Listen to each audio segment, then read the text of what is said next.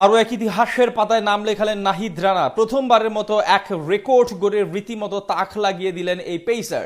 পেছনে ফেলেন দেশের অনেক নামি দামি তারকাদের। পাকিস্তানের বিপক্ষে মিরপুর টেস্টের শেষ দিন দুর্দান্ত বোলিং করে এমন ইতিহাস গড়লেন তিনি। পাশাপাশি মেটালেন 16 বছরের এক আক্ষেপ সবাইকে পেছনে ফেলে। তবে কি এমন নতুন রেকর্ড গড়ে দেখালেন নাহিদ রানা, সেটাই জানবো রিপোর্টে। নাহিদ রানার নাম এখন উচ্চারণ হচ্ছে ক্রিকেট গ্রেট ওয়াসিম আকরাম, শোয়েব আখতারদের সাথে। অস্ট্রেলিয়ার ইতিহাসের কিংবদন্তি পেসার ও বর্তমান বাংলাদেশ দলের কোচ শন টেইট বলেই দিয়েছেন, তিনি নিজের ছায়া খুঁজে পান চাঁপাইনবাবগঞ্জের প্রত্যন্ত অঞ্চল থেকে উঠে আসা নাহিদ রানার মাঝে। পাকিস্তানের বিপক্ষে গতকাল মিরপুরে সেই প্রমাণটাও দিয়েছেন ডানহাতি পেসার, যার মাধ্যমে দেশের ক্রিকেটে নয়া ইতিহাস রচনা করলেন নাহিদ রানা। অতীতে আর কেউ যা করে দেখাতে পারেননি সেটাই করলেন চাপাই এক্সপ্রেস। একসময় বাংলাদেশ দলের সবচেয়ে সংকটের বস্তু ছিল পেস বোলার। মাশরাফি বিন মুর্তজা বাদে তেমন বলার মতো বিশ্বমানের কোনো পেসার ছিল না।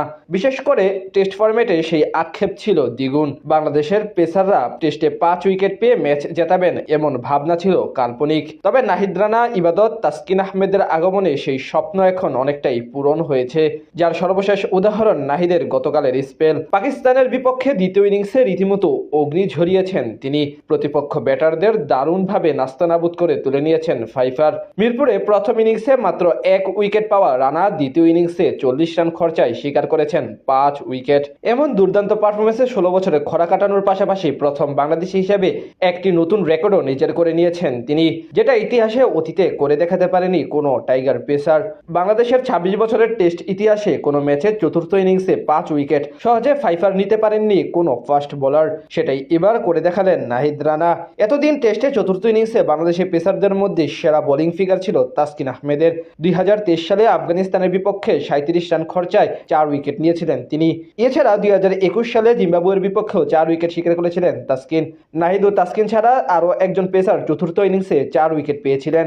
2013 সালে জিম্বাবুয়ের বিপক্ষে হারারেতে সেই কৃতিত্ব দেখিয়েছিলেন জিয়াউর রহমান। এবার নাহিদ রানা প্রথম বাংলাদেশ হিসেবে এবার টেস্টে চতুর্থ ইনিংসে 5 উইকেট নিলেন নাহিদ রানা। এছাড়া 16 বছর পর আরও এক কীর্তি করে দেখালেন রানা। এর আগে সবশেষ 2010 সালে চট্টগ্রামে ভারতের সাথে ম্যাচে দেশের মাটিতে সবশেষ কোনো পেসার টেস্টে এক ইনিংসে 5 উইকেট নেওয়ার কীর্তি গড়েছিলেন। এরপর আর কোনো বাংলাদেশি পেসার দেশের মাটিতে টেস্টে এক ইনিংসে 5 উইকেট পাননি। 16 বছর পর সেই আক্ষেপের ইতি টানলেন তরুণ তুর্কি নাহিদ রানা।